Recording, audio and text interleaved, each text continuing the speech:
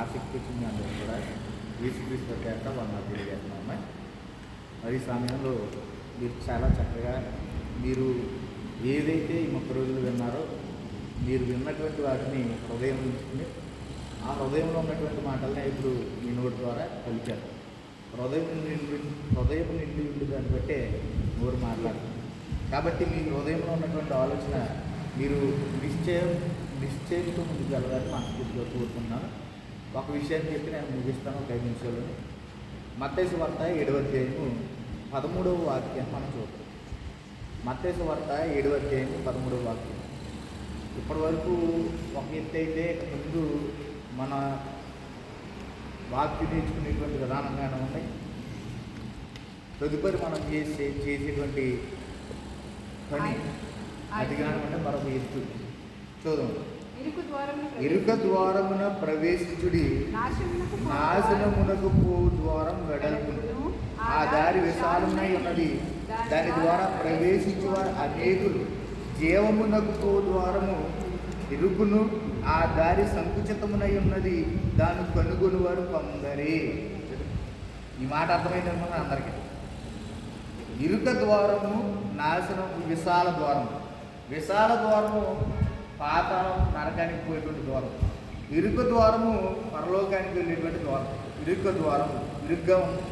ఇరుగ్గా ఉంది అంటే కష్టంగా ఉంది. మరి వాక్యం ప్రకారం జీవించాలంటే కష్టం. వాక్యం ప్రకారం జీవించాలంటే చాలా కష్టం. దేవుడు చెప్పినట్టుగా మనం ఈ లోకంలో బ్రతకాలంటే చాలా కష్టం. అది చాలా ఇరుకు, చాలా కష్టం. కానీ దీన్ని ఏమన్నాడంటే ఈ ఇరుక ద్వారమున ప్రవేశించుడి అంటే పరలోకం వెళ్ళాలి అంటే ఈ లోకంలో మీరు పోరాడండి అన్నాడంటే. మీరు ఈ లోకములో పోరాడి జయిస్తేనే పరలోకానికి వెళ్తారు. ఒకవేళ పోరాడి జయించలేదా పరలోకాన్ని కోల్పోతారు మీరు. కాబట్టి పోరాడితే వచ్చేది పరలోకం. 2 విషయాలు చెప్పి నేను ముగిస్తాను. మొదటగా వాక్యం నేర్చుకునేటువంటి విషయంలో జస్ట్ ప్రారంభించాం మనం, అంతే. దాన్ని ముగించాలి. వాక్యం నేర్చుకోవడం 30 రోజుల క్లాసులు ప్రారంభించాం, దాన్ని ముగించాలి. దేన్ని ముగించాలి?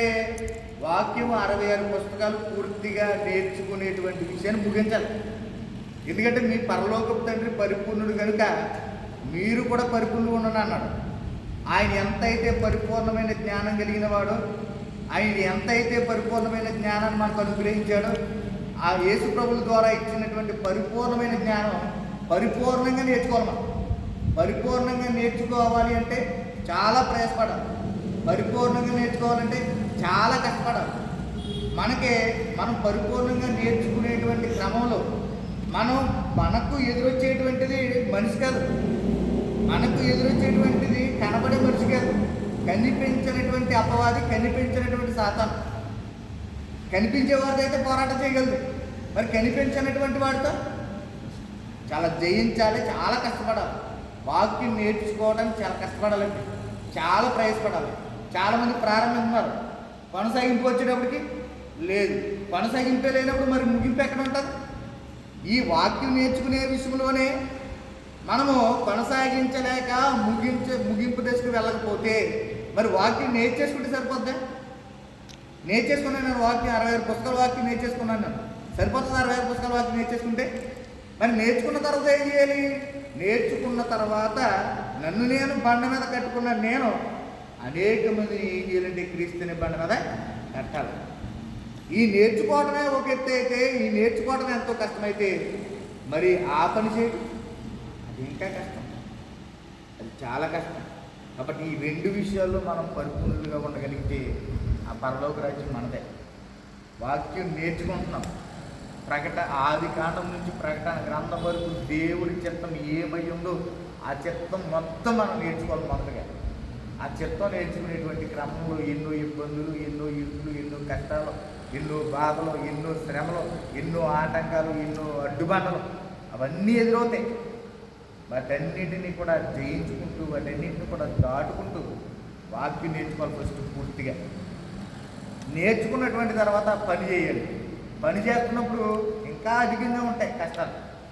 వాటన్నిటిని కూడా దాటుకుంటూ మనము ఏదైతే దేవుడు మనకు అప్పగించాడు, యేసుప్రభుల వారు వెళ్ళిపోతూ అన్నటువంటి మాట, తండ్రి చేయుటకు నీవు నాకు అప్పగించిన పనిని ఈ భూమి మీద సంపూర్ణంగా నేను నెరవేర్చి అయ్యా నేను మహింపరిచనయ్యా. నీ దగ్గర ఏదైతే నాకు, నీ దగ్గర ముందు ఏ మహిమ అయితే ఉందో ఆ మహిమతో నన్ను మహింపరిచిన యేసుప్రభుల వారు ఎలా అడిగారు. మనం కూడా మన జీవిత ప్రయాణం ముగించే సమయానికి మన నోటంట రావాల్సిన మాట ఏంటో తెలుసండి, తండ్రి ఈ భూమి మీద నిన్ను మహింపరిచాను నేను, కాబట్టి నీ యొద్ద నాకు ఏ మహిమ ఉందో ఆ మహిమని నాకు మరలా అనుగ్రహించి. మాట అంటే సరిపోతుందంటే మాట ఎన్నైనా మాట్లాడుతామని మనం ఎన్నైనా వస్తాయి మాటలు, మనకి మాట్లాడాలంటే ఎన్నైనా వస్తాయి, కానీ ఆ మాట క్రియ చూపించి క్రియ ద్వారా ఆయన పనులు చేసి అప్పుడు మాట్లాడాడు యేసుప్రభుల వారు, పనిని ముగించి మాట్లాడాడు యేసుప్రభుల వారు. ఆయన మాట క్రియల్లో కనిపించింది. మన మాట కూడా ఎలా కనిపించాలంటే క్రియల్లో కనిపించాలి. కాబట్టి రెండు విషయాల్లో మీరు పోరాటం చేయాలి.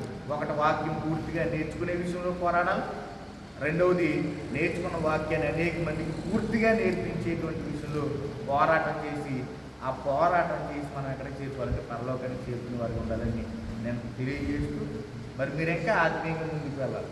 ఇంకా ప్రతి గురువారం కూడా చక్కగా అనేక పాఠాలు ఉన్నాయి, అనేక విషయాలు ఉన్నాయి. ప్రతి గురువారం కూడా మీరు రాత్రి సాయంకాల సమయంలో క్లాస్ పెడతారు. క్లాసుకి వచ్చి అనేక విషయాలు నేర్చుకోవాలి, మీరు నేర్చుకోవాలి, మీతో పాటు అనేక మంది నేర్పించే వారికి అందరూ కూడా ఉండాలని మనస్ఫూర్తిగా కోరుకుంటూ ఈ మాట చూస్తున్నా. అందరికీ వందనాలమ్మా.